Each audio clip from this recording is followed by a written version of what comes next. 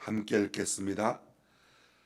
그러나 너희는 택하신 족속이요 왕 같은 제사장들이요 거룩한 나라요 그의 소유가 된 백성이니 이는 너희를 어두운 데서 불러내어 그의 귀한 빛에 들어가게 하신 이의 아름다운 덕을 선포하게 하려 하심이라.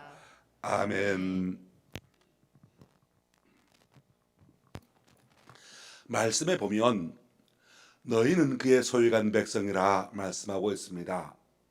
우리 성도들은 하나님의 특별한 소유가 되었다고 증언하고 있습니다.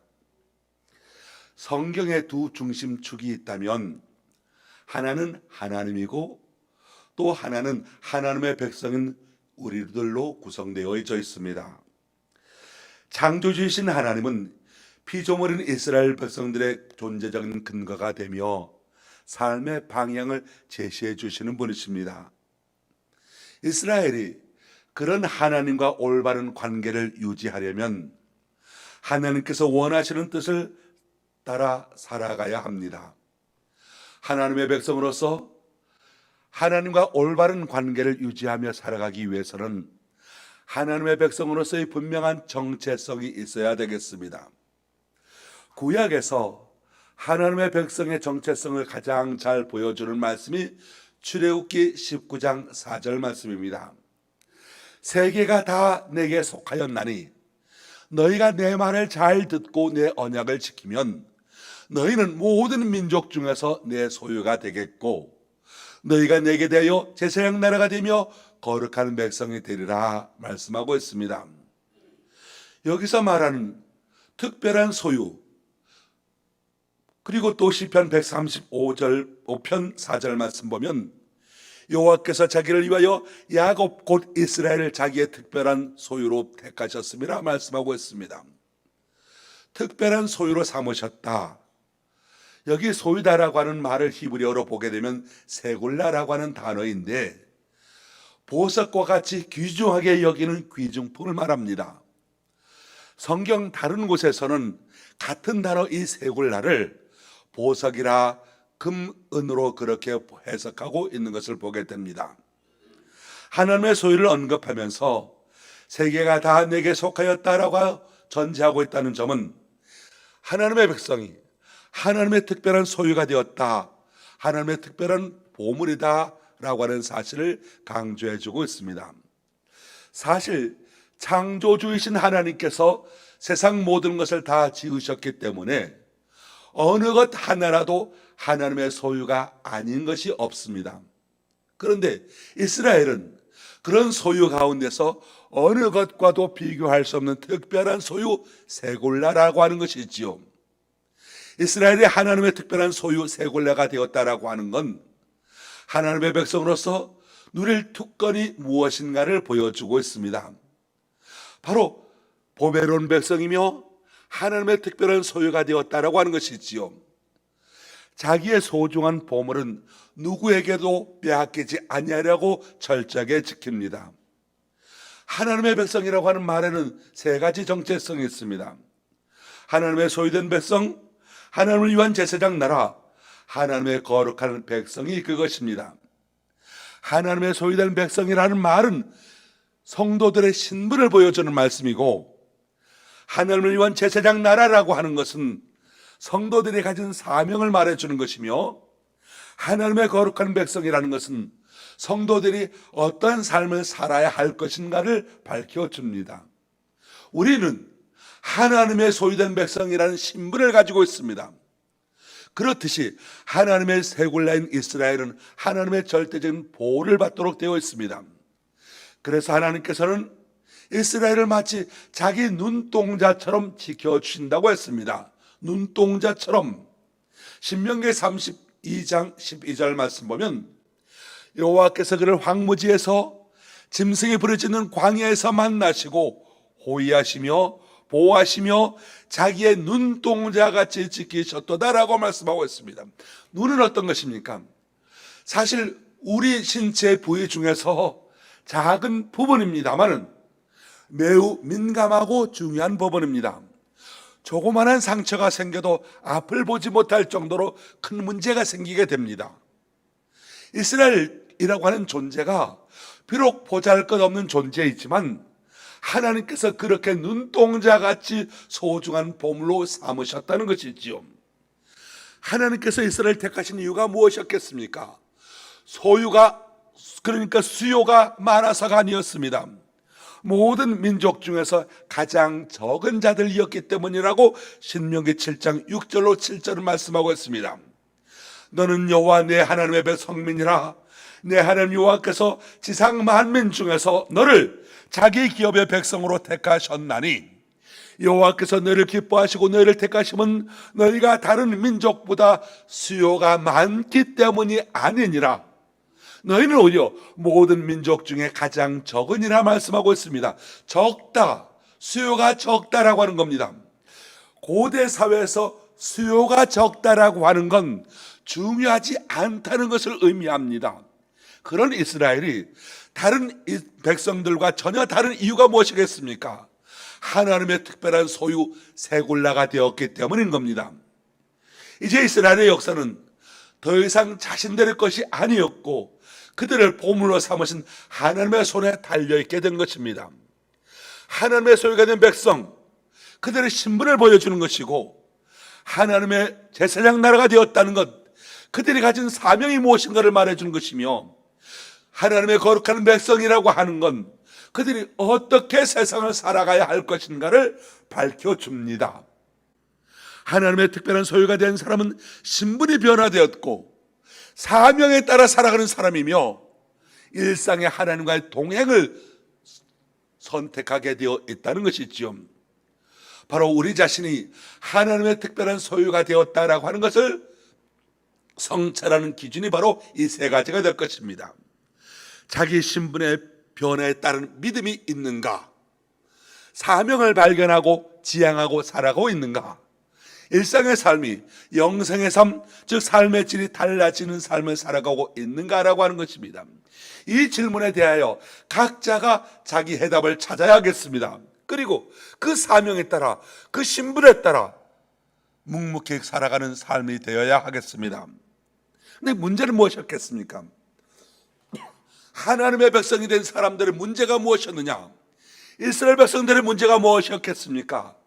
하나님의 소유된 백성으로 살아가려고 하는 것이 아니라 하나님을 소유한 사람으로 살아가려고 하는 데서 문제가 생겨나기 시작했다는 겁니다.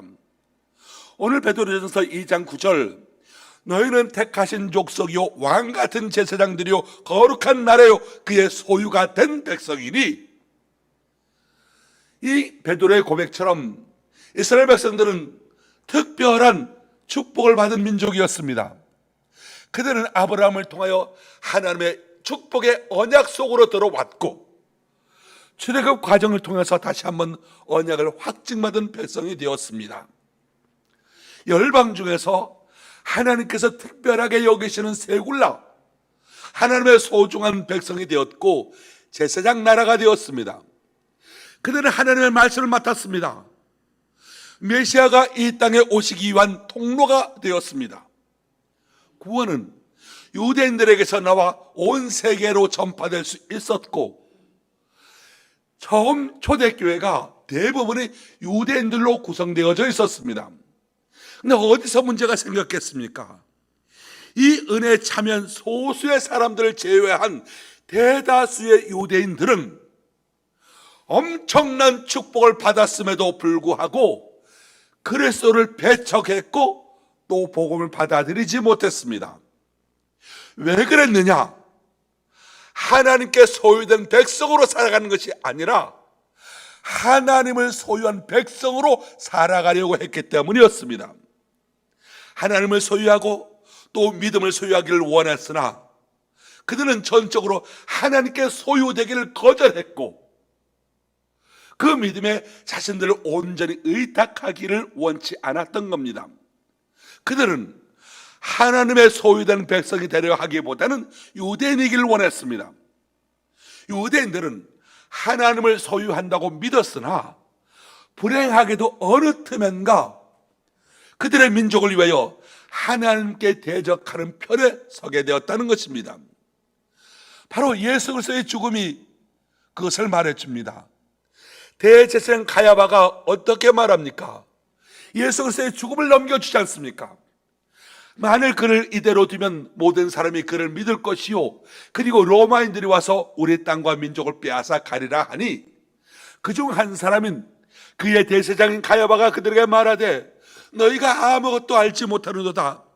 한 사람의 백성을 위하여 죽어서 온 민족이 망하지 않게 되는 것이 너희에게 유익한 줄을 생각하지 아니하는도다 하였으니, 자기 민족을 구원하기 위하여 오신 자신들의 왕을 자기를 위하여 죽여야만 한다고 하는 이 엄청난 모순이 어디서 생겨났겠습니까? 뿐만 아니라 그렇게 하는 것이 하나님을 위한 일이라고까지 여기게 되었다라고 하는 것입니다. 왜 그들의 마음이 이토록 어두워졌겠습니까?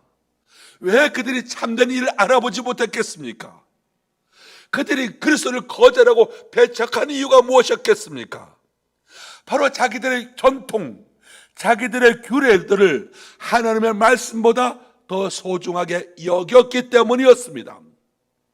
그들은 눈이 가려져서 하나님과 하나님의 경륜을 보지 못했습니다. 그래서 그들이 열심을 내면 낼수록 하나님의 뜻을 대적하게 되었던 것이지요.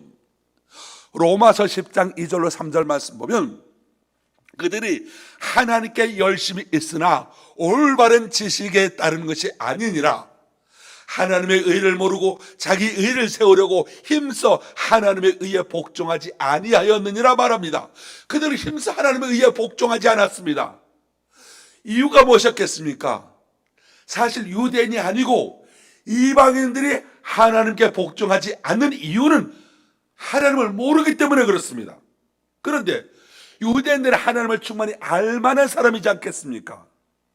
하나님을 충분히 알만한 유대인들이 자신들의 의를 세우고 합리화시키기 위하여 그분을 거절했다는 것이지요. 빌라도는 이방인이었습니다. 이방인 빌라도니까 하나님을 모르니까 그럴 수 있다고 치겠습니다.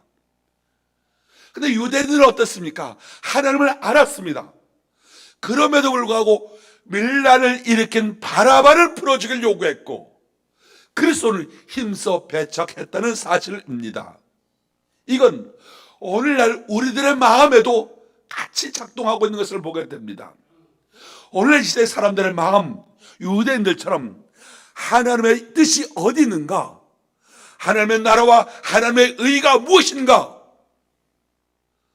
그것을 살펴보기보다는 자기의 관점, 자기의 주장, 자기의 신조에 더 비중을 두게 되고, 결국 이것이 자기 주장이 되고 이것이 집단의 전통이 되어서 마치 예수님 때 유대인들이 하나님을 섬기는 것 같으나 실상은 하나님의 뜻을 거절했던 그 동일한 실패의 과정을 반복하고 있는 것을 봅니다.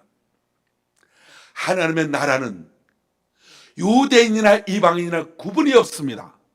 오직 거듭나서 하나님의 절대 주권을 인정하고 진리의 말씀을 온전히 순종하고 따르는 그분의 소유한 백성들만 있을 뿐입니다. 사랑하는 성도 여러분, 저와 여러분이 어떤 사람이 되어야 되겠습니까? 하나님의 소유된 백성으로 살아가야 되겠습니까? 아니면 하나님의 소유한 백성으로 살아가시겠습니까? 말씀에 붙잡힌 소유된 백성으로 살아갈 것인가? 아니면 말씀을 가지고 이렇게 저렇게 굴리는 말씀을 소유한 백성이 될 것인가? 하나님의 특별한 소유가 될 것인가? 아니면 특별한 소유자가 될 것인가? 이것을 생각하면서 저와 여러분은 하나님의 특별히 하나님으로부터 소유된 백성이 되시길 바랍니다. 내 마음대로가 아니라 하나님께 소유된 백성으로 오늘을 살아가는 저와 여러분 되시기를 예수님의 이름으로 축원합니다. 기도하겠습니다.